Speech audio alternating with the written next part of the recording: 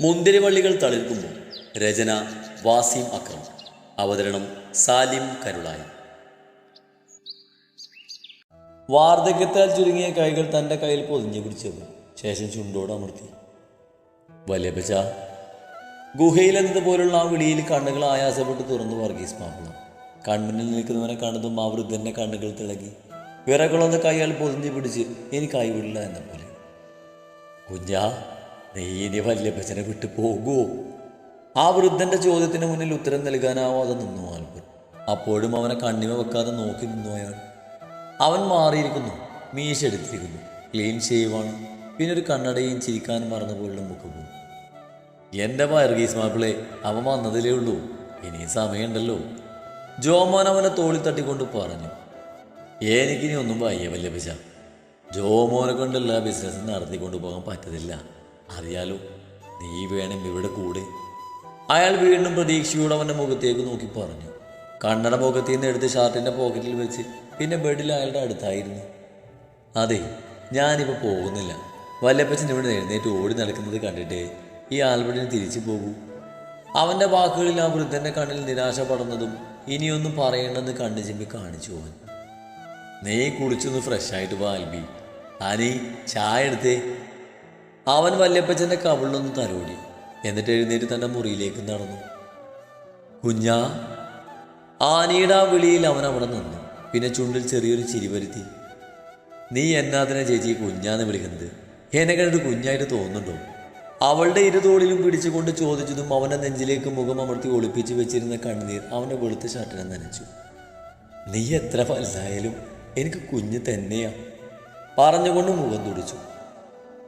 ആ പിന്നെ കല്യാണം കഴിച്ച പിറ്റേ വർഷം പപ്പാന്ന് വിളിക്കുന്ന ആളാകും. പിന്നെ ആ കുഞ്ഞ്. ഒരു തമാശ രൂപേണ ജോമോനത് പറഞ്ഞതും അവൻ്റെ മുഖം പാടിയിരുന്നു. അവൾക്ക് മുഖം കൊടുക്കാതെ അവൻ മുറിയിലേക്ക് നടന്നു. ജോച്ച, കണ്ടോ അവൻ്റെ മുഖം പാടിയത്? ഒരു തമാശ. അതും പറഞ്ഞുകൊണ്ട് അവൾ അവനൊന്ന് നുള്ളി. ആ വിട്, ഞാൻ തമാശ ഒന്നും പറഞ്ഞില്ലല്ലോ. 3 വർഷം ആകാറായി അച്ചമ്പട്ടം വേണമെന്ന് വെച്ചിട്ട്. അവനിനി അതൊന്നും വേണ്ടതാണ്. അപ്പോൾ പിന്നെ ഇങ്ങനെ നടക്കാനാണോ ഇവൻ്റെ വിചാരം? എൻ്റെ പൊന്നു ജോച്ച, അവൻ ഒന്ന് കയറിയിട്ടേയുള്ളൂ. അവൻ അടുത്ത പ്ലേറ്റിൽ തന്നെ കയറ്റി വിടല്ലേ. ഇതിപ്പോൾ വല്യപ്പച്ചൻ വീണത് കാരണം വന്നതാ. എൻ്റെ അനിയനെ കുറച്ച് ദിവസം എനിക്കൊന്ന് കാണണം. ജോമോനെ നേരെ കൈകൂപ്പി നിന്നു പോവാൻ. ആഹാ, വാദി പ്രതിയായോ? കൊള്ളാലോടി നീ. അവനവളുടെ താഴ്ത്തുമ്പിൽ കൈവച്ചുകൊണ്ട് പറഞ്ഞു. അതെ, 2 വർഷം കഴിഞ്ഞു. അറിയോ, മാസത്തിലൊരു വിളി. ഇനിയും വയ്യ ജോസ് അവനെ പിരിയാൻ. അതാണ് ഒന്നിനെ നിർബന്ധിക്കേണ്ട അവനെ. പറഞ്ഞുകൊണ്ട് നിറഞ്ഞ കണ്ണാൽ അവനെ നെഞ്ചിലേക്ക് വീണുവാൻ. അവളുടെ മുടിയിൽ തഴുകി ജോമോൻ. ഏയ്, എല്ലാം ശരിയാകും പറഞ്ഞുകൊണ്ട് അവളുടെ നെറ്റിയിൽ ചൂണ്ടാമർന്നിരുന്നു. തൻ്റെ മുറിയുടെ വാതിൽ തനിക്ക് മുന്നിൽ തുറക്കുമ്പോൾ അകത്തേക്ക് കയറിയത് വാതിൽപ്പടിയിൽ തന്നെ നിന്നു ആൽബർട്ട്. ഓർമ്മകളിൽ ഒളിഞ്ഞൊരു നിമിഷം അകത്തേക്ക് കയറുമ്പോൾ ചെറിയ മാറ്റങ്ങൾ വരുത്തിയിട്ടുണ്ട്. പെയിന്റിങ് മുതൽ കർട്ടൻ വരെ. പിന്നെ ബെഡിലെ ഹെഡ് ഡ്രസ്സിൽ ചാരി കണ്ണുകളടച്ച് എപ്പോഴും മയങ്ങിപ്പോയിരുന്നു. കൺമുന്നിൽ ചോരയിൽ കുളിച്ചു കിടക്കുന്ന ഒരു രൂപം. ആ ചോര പറ്റിയ കൈ തന്നെ നേർക്ക് നീളുന്നു. എന്നാൽ ഒന്ന് തൊടാനാവാതെ കൈ പിൻവലിക്കുമ്പോൾ ആ മിഴികൾ നിറയുന്നുണ്ട്. പക്ഷേ പ്രണയം നിറഞ്ഞു നിൽക്കുന്ന ആ മിഴികളെ നേരിടാനാവാതെ തിരിഞ്ഞു നടന്നു. മാപ്പ്. അവസാനമായി കേട്ട ആ വാക്ക് ചെവിയിൽ ഈയം ഒഴുക്കി ഒഴുക്കുന്ന പോലെ തോന്നിയവന്. വിയർത്ത് കുടിച്ച് ചാടി എഴുന്നേൽക്കുമ്പോൾ വല്ലാതെ ദാഹം തോന്നി ആരംഭിക്കും. ജഗിൽ നിന്നും വെള്ളമെടുത്ത് വായിലേക്ക് കമഴ്ത്തുമ്പോൾ ദേഹമാകെ പടർന്ന ഷർട്ടൂരി അയലിൽ വെച്ച് ബാത്റൂമിൽ കയറി ഷവറിനടിയിൽ നിന്ന് വെള്ളം ദേഹം നനച്ചിറങ്ങുമ്പോഴും നെഞ്ചി വേദനിക്കുന്നത് അറിഞ്ഞു അവൻ. അന്ന് ആ സംഭവത്തിന് ശേഷം ഒരു ഒളിച്ചോട്ടമായിരുന്നു എല്ലാവരിൽ നിന്നും. പിന്നീട് ഒരിക്കൽ പോലും തിരിഞ്ഞു നോക്കിയിട്ടില്ല. ജർമ്മനിയിലായിരുന്നു. ആരും തന്നെ തിരയരുതെന്ന് മാത്രമാണെന്ന് ചിന്തിച്ചിരുന്നുള്ളൂ. ഇപ്പോഴും സ്വയം ചോദിക്കാറുണ്ട്, എന്തിനായിരുന്നു ആ ഒളിച്ചോട്ടം എന്ന്. അറിയില്ല, ഉത്തരമില്ല അന്നൊന്നും. അയാളുടെ ചുളുങ്ങി തുടങ്ങിയ കയ്യിൽ കൈ ചേർത്ത് തലോടിയാവും. പിന്നെ തൻ്റെ ചുണ്ടോട് ചേർത്തു. വല്യപ്പച്ച. അവളുടെ വെളിയിൽ കണ്ണുകൾ തുറന്നു അയാൾ. ആഹാ, വല്യപ്പച്ചൻ്റെ മോള് വന്നോ? ഞാൻ പറഞ്ഞേൽപ്പിച്ചിരുന്നു ഇവനോട് ഓടിപ്പിടിച്ച് വരണ്ടെന്ന്. എങ്ങനെയുണ്ട് ജോലിയൊക്കെ? അയാൾ ചിരിയോടെ ചോദിച്ചതും ചിരിച്ചെന്ന് വരുത്തിയവൾ. ഒത്തിരി ഇഷ്ടം, സന്തോഷം, പിന്നെ പറഞ്ഞാൽ തീരാത്ത നന്ദിയും. പറയുമ്പോൾ കണ്ണുകൾ നിറയുന്നുണ്ട് അവളുടെ. അപ്പോഴേക്കും മാൻ ഒരു ഗ്ലാസ് തണുത്ത ജ്യൂസ് കൊണ്ടുവന്നിരുന്നു. നീ പോരുവല്ലേ? ഞാൻ കമ്പനിയിലേക്കാണ്, നമുക്ക് ഒരുമിച്ച് പോകാം, എന്താ? പറയുമ്പോൾ കണ്ണുകളിടയ്ക്ക് സ്റ്റെപ്പ് കയറി മുകളിലേക്ക് പോകുന്നുണ്ട്. ആനത് പിടികിട്ടിയതും ജുവലിന്റെ മുന്നിലേക്ക് വന്നു അവൾ. ആ അത് ശരിയാ, വന്നോട്ടെ പോവുകയും ചെയ്തു. ഇനി അവധിയുള്ളൊരു ദിവസം വാ. വല്യപ്പച്ചനോട് യാത്ര പറഞ്ഞിറങ്ങുമ്പോൾ അറിഞ്ഞില്ല, കയറിയപ്പോൾ മുതൽ ഹൃദയമിടിപ്പ് കൂടുന്ന പോലെ, അത്രമേൽ പ്രിയപ്പെട്ട ആരുടെയോ സാമീപ്യം പോലെ, തനിക്ക് പ്രിയപ്പെട്ട ആ മണം പൊതിയുന്ന പോലെ. കണ്ണുകൾ ആരെയോ എന്തിനോ പരതിക്കൊണ്ട് നിന്നു. എന്താ ജുവൽ? ജോമോനും അവളുടെ നിൽപ്പും ഭാവം കണ്ട് അവൾക്കെന്തോ മനസ്സിലായി എന്ന പോലെ തോന്നിയിരുന്നു. ഏയ് ഒന്നുമില്ല, പോവാം. വാക്കി സ്റ്റിക്ക് കയ്യിൽ മുറുകെ പിടിച്ചുകൊണ്ട് പടിയിറങ്ങുമ്പോൾ ഒരു പിൻവിളിക്കായി ഹൃദയം കുടിക്കും പോലെ. ഒന്നും നോക്കാതെ ജോമോൻ ചേട്ടായിക്കൊപ്പം കാറിൽ കയറി ആനി ചേച്ചിയോട് യാത്ര പറഞ്ഞ് പോകുമ്പോൾ അവൾ അറിഞ്ഞില്ല തൻ്റെ ഹൃദയത്തിൽ കുടിയേറിയവന് അത്രമേൽ അടുത്തുണ്ടെന്ന്. ഉറക്കം വിട്ടിരുമ്പോഴാണ് കാതിൽ കേട്ട് മറന്ന സ്വരം തേടിയെത്തിയത്. ചാടി എഴുന്നേറ്റ് ജനലോളം ചെല്ലുമ്പോൾ കാണുന്നത് ഒരു വാക്കി സ്റ്റിക്കിൽ ആരോ കാറിലേക്ക് എടുത്തു വെക്കുന്നതാണ്. പിന്നൊരു പെൺകുട്ടിയുടെ കാലും.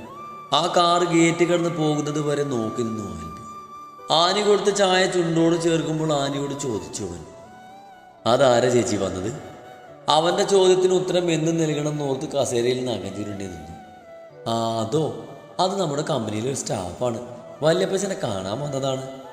അത് പറഞ്ഞവന് മുഖം കൊടുക്കാതെ അടുക്കളയിലേക്ക് നടന്നു. കയ്യിലിരുന്ന ഗ്ലാസ് ടേബിളിലേക്ക് വെച്ചുകൊണ്ട് അവനും. പക്ഷേ എങ്കിലും ആ ഉത്തരത്തിൽ താൻ തൃപ്തനല്ല, മനസ്സുകൊണ്ട് അസ്വസ്ഥമാകുന്ന പോലെ. അപ്പോഴും തന്നിൽ നിന്നും അകന്നു പോകുന്ന കാഴ്ചയിലേക്ക് കണ്ണുകൾ പാകി ഒരു കൈ ഇടനെഞ്ചിൽ വെച്ച് താളം തെറ്റിമിടിക്കുന്ന ഹൃദയമിടിപ്പിനെ നിയന്ത്രിക്കാനാവാതെ സീറ്റിലേക്ക് ചാരിയിരുന്നു ജുവൽ. ലിഫ്റ്റിൽ നിന്നും ഇറങ്ങിയതും കയ്യിൽ പിടിച്ച് നിർത്തിയിരുന്നു. ആരാണെന്ന് മനസ്സിലായതും കൈകൊടുന്ന് നടന്നതും അവൻ്റെ പാട്ട് അവളെ തേടിയെത്തി. മേരെ സപ്പനോ കി റാണി കബ് ആയേഗി തൂ. പാട്ട് കേട്ട് ദേഷ്യത്തോട് അവന് നേരെ തിരിഞ്ഞു ജുവൽ. തനിക്ക് നേരെ കൈ നീട്ടി പിടിച്ച് നിൽക്കുന്നവനെ കണ്ടതും നിയന്ത്രണം വിടുന്ന പോലെ തോന്നി അവൾക്ക്. അവൻ പ്ലീസ്, ഞാൻ നിന്നോട് പറഞ്ഞില്ലേ എനിക്ക് അങ്ങനെയൊന്നും ഇല്ലെന്ന്, ഇനി ഉണ്ടാവുകയില്ല. പിന്നെ എന്ത് കണ്ടിട്ടാ നീ? പറ, ഈ വടിയില്ലാതെ ഒന്നും നടക്കാൻ പോലും പറ്റില്ല എനിക്ക്. പിന്നെ ഞാനൊരാളെ കൊന്നവളാ, മനസ്സുകൊണ്ട് ഇപ്പോഴും ഒരാളെ സ്നേഹിക്കുന്നവളാ. എൻ്റെ മനസ്സിൽ വേറൊരാൾക്ക് സ്ഥാനമല്ല, ഇനി ഉണ്ടാകാനും പോകുന്നില്ല. നിനക്ക് എന്നേക്കാൾ എത്രയോ നല്ല പെൺകുട്ടികളെ കിട്ടും, അതുകൊണ്ട് ഇനി എൻ്റെ പിറകെ നടക്കരുത്. പറഞ്ഞുകൊണ്ട് തിരിയുകയും അവൻ്റെ മറുപടിക്ക് കാത്തു നിൽക്കാതെ നടന്നിരുന്നവൻ. അപ്പോഴും അവൻ്റെ ചുണ്ടിൽ ചിരി മായാതെ നിൽപ്പുണ്ടായിരുന്നു. ഒരു ചുവന്നപ്പുറം നിൽക്കുന്ന ജോമോൻ അവളുടെ വാക്കുകൾ വല്ലാതെ ഉലക്കുന്ന പോലെ തോന്നി, ഒരു പേടിയും. മോളെ ജുവലേ, നീ ഇനിയും ദുഃഖിക്കേണ്ടി വരും, അത് വേണ്ടടി, ജോമോൻ മനസ്സിൽ പറഞ്ഞു. പിറ്റേ ദിവസം, നീ എന്തായാലും നാളെ മുതൽ ഇങ്ങോട്ട് വാ, എനിക്കൊരു സഹയോഗവും. എത്ര നാൾ എല്ലാത്തിനും നീ ഇങ്ങനെ ഒളിച്ചുകൊടും? നീ വന്നേ പറ്റൂ, എനിക്ക് കൊച്ചി വരെ പോകേണ്ട ആവശ്യമുണ്ട്.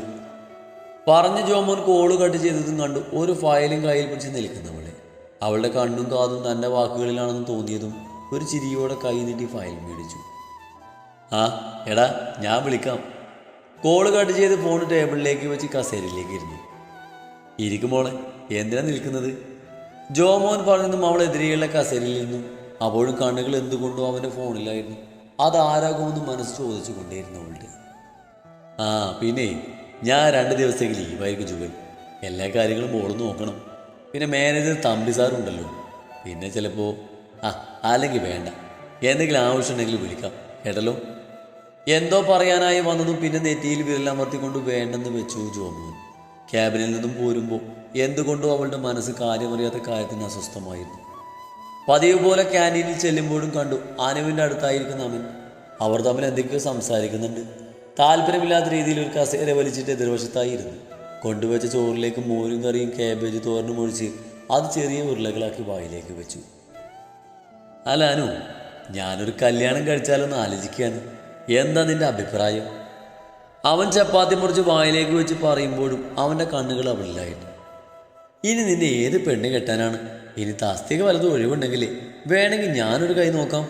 നീനെ തേച്ചെങ്കിലും എൻ്റെ മനസ്സിൽ നീയുണ്ടട ചക്കരെ. പറഞ്ഞുകൊണ്ടൊരു മീൻ കഷ്ണം എടുത്ത് വായിലേക്ക് വെച്ചു പോകും. തസ്തികയ്ക്ക് ഒഴിവുണ്ട്, ആർക്ക് വേണമെങ്കിലും വരാം.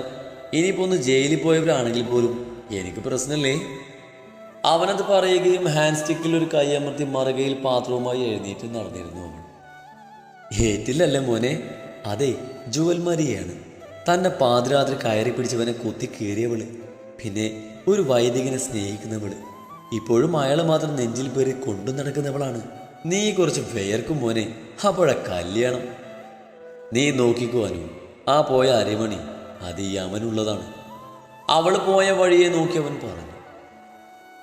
വല്യപ്പച്ചൻ ഇനി അധികം നാളില്ല. നിനക്ക് കൂടി അവകാശപ്പെടുന്ന ഈ കാണുന്ന സ്വത്ത്, ഇതിൻ്റെയൊക്കെ പാതി അവകാശം നീയും കൂടിയാ. ജോമനെല്ലാം തനിയെ നോക്കി നടത്തി മടുത്തടോ പാവം. വല്ല നാട്ടിലും പോയി മറ്റുള്ളവരുടെ കീഴിൽ ജോലി ചെയ്യുന്നതിലും നല്ലതല്ലേ കുഞ്ഞെ നമ്മുടെ ബിസിനസ് നോക്കി നടത്തുന്നത്. ഇനി ഇങ്ങനെ ശിക്ഷിക്കണോ എന്നെ? ആൽബർട്ടിൻ്റെ കയ്യിൽ പിടിച്ച് കസേരയിൽ ഇരിക്കുകയാണ് വർഗീസ് മാപ്പിള. അയാൾക്ക് മുഖം കൊടുക്കാനാകാതെ അവനും. പഴയ കാര്യങ്ങളൊക്കെ മറക്ക്. നീ തെറ്റുകാരനല്ലെന്ന് നിനക്കും ഞങ്ങൾക്കും അറിയാം. പിന്നെ ഒന്നിലേക്കും ഒരു തിരിച്ചുപോക്ക് നീ ആഗ്രഹിക്കുന്നില്ലെന്നും നിന്നെ ഒന്നിനും ഇവിടെ ആരും നിർബന്ധിക്കുകയില്ല. പറയുമ്പോൾ അവനെ ചേർത്ത് പിടിച്ചിരുന്നു. പറയുമ്പോൾ കൈ വിറക്കുകയും ചുണ്ട് പെരുമ്പുകയും ചെയ്തിരുന്നു. ഞാൻ ഓഫീസിൽ പൊക്കോളാം, ഇനി എങ്ങോട്ടും പോകുന്നില്ല. പോരെ അപ്പച്ച, ഇനി അതിൻ്റെ പേരിലൊരു വിഷവും വേണ്ട വർഗീസ് മാപ്പിളക്ക്. ചെറു ചിരിയോട് അവനത് പറയുമ്പോൾ വർഷങ്ങൾക്ക് ശേഷം അവനിൽ നിന്നും തൻ്റെ പേര് കേട്ടതും അയാളുടെ കണ്ണുകൾ പിടർന്നു. പോയ ആരോഗ്യമൊക്കെ തിരിച്ചു വരുന്നത് പോലെ. പിറ്റേന്ന് രാവിലെ തന്നെ അനുവിൻ്റെ കൂടെ പള്ളിയിൽ പോയി കുർബാന കൂടി. കണ്ണടച്ച് നിൽക്കുമ്പോഴും ഓർമ്മകൾ കൺമുന്നിലൂടെ മിന്നി മാഞ്ഞതും നെഞ്ചിൽ വിങ്ങലായവൻ ആക്രൂശിത രൂപത്തിലേക്ക് നോക്കിയിരുന്നു. അവളുടെ ഹൃദയമിടിപ്പ് പെട്ടെന്ന് ഏറുന്നതും ഹൃദയത്തിൽ നിന്ന് കൊത്തി വലിക്കും പോലെ. ഓർമ്മയിൽ നിന്നും ഇത്രയും പരിചിതമായ ഒരു മണം പൊതിഞ്ഞതും ഒരു ഞെട്ടലോടെ ചാടി എഴുന്നേറ്റ് വന്നു. കയ്യിൽ നിന്നും സ്റ്റിക്ക് വീണ് വീഴാൻ തുടങ്ങിയതും അനു പിടിച്ചിരുന്നു അവളെ. അപ്പോഴും കണ്ണുകൾ പള്ളിക്കുള്ളിൽ നിറഞ്ഞു നിൽക്കുന്ന ആ ആൾക്കൂട്ടത്തിലേക്കായിരുന്നു. എന്താ ജുവൽ, എന്ത് പറ്റി? അവളുടെ കണ്ണുകളുടെ വേഗത കണ്ടതും ഇരു തോളിലും പിടിച്ചുകൊണ്ട് ചോദിച്ചു അനു. ഒന്നുമില്ല, ഞാനെന്തോ ഓർത്തുപോയി പെട്ടെന്ന്. എനിക്ക് കുറച്ച് കണക്കുകൾ നോക്കാനുണ്ട്, ഓഡിറ്റിങ്ങിന് കൊടുക്കണം. പോകാം. സ്റ്റിക്കിൽ കൈ അമർത്തിക്കൊണ്ട് മുന്നോട്ട് നടന്നതും പുറകെ നടന്നു വന്നു. അപ്പോഴും ആരെയോ തിരയുന്ന പോലെ അവളുടെ കണ്ണുകൾ ഓടി നടന്നു. അപ്പോൾ കണ്ണുകളടച്ച് മറുഭാഗത്ത് ദേവാലയത്തിനുള്ളിൽ അവൻ നിൽപ്പുണ്ടായിരുന്നു. ഒരു പുരോഹിതനായിട്ടല്ല, മറിച്ച് സാധാരണ മനുഷ്യനായി. ഒന്നും അറിയാതെ ഇപ്പോഴും ഒരുവൾ തന്നെ മാത്രം മനസ്സിലിട്ട് നീറി പുകയുന്നത് അറിയാതെയാണ്. Albert Emmanuel. ചെക്ക് ഇൻ ചെയ്ത് അകത്തേക്ക് കയറിയവൾ ഐഡന്റിറ്റി കാർഡ് ബാഗിൽ നിന്നെടുത്ത് ചുരിദാർ ടോപ്പിന്റെ മുകളിലിട്ടുകൊണ്ട് ലിഫ്റ്റിലേക്ക് കയറി. അനു മറ്റൊരു സെക്ഷനിലേക്ക് പോയിരുന്നു. ലിഫ്റ്റ് ഓപ്പൺ ആയതും ഉള്ളിലേക്ക് കയറിയതും ആരോ പെടുന്ന പിറകിലൂടെ കയറിയിരുന്നു. മേരെ ജാൻ. അവൻ മുൻപിലായി നിന്നു. പെട്ടെന്ന് അവൾ ഇറങ്ങാൻ തുടങ്ങിയതും ലിഫ്റ്റ് അടഞ്ഞിരുന്നു. മൂവ് ചെയ്തതും ദേഷ്യത്തോടെ സ്റ്റിക്കിൽ കൈമുറുക്കി നിന്നു. എടോ, ഞാനത്ര ചെറ്റിയൊന്നുമല്ല ലിഫ്റ്റിൽ നിന്ന് കയറി പിടിക്കാൻ. എനിക്ക് ഇഷ്ടമായത് കൊണ്ട് തന്നെയാണ്. നെഞ്ചിൽ കൈകെട്ടിന്ന് ചാരി നിന്നുകൊണ്ട് അവൻ പറഞ്ഞു. അവനെ ദേഷ്യത്തോടെ നോക്കിക്കൊണ്ട് അവളും. ലിഫ്റ്റ് ഓപ്പൺ ആയതും അവൾ ആദ്യം ഇറങ്ങി. പിറകെ അവനും.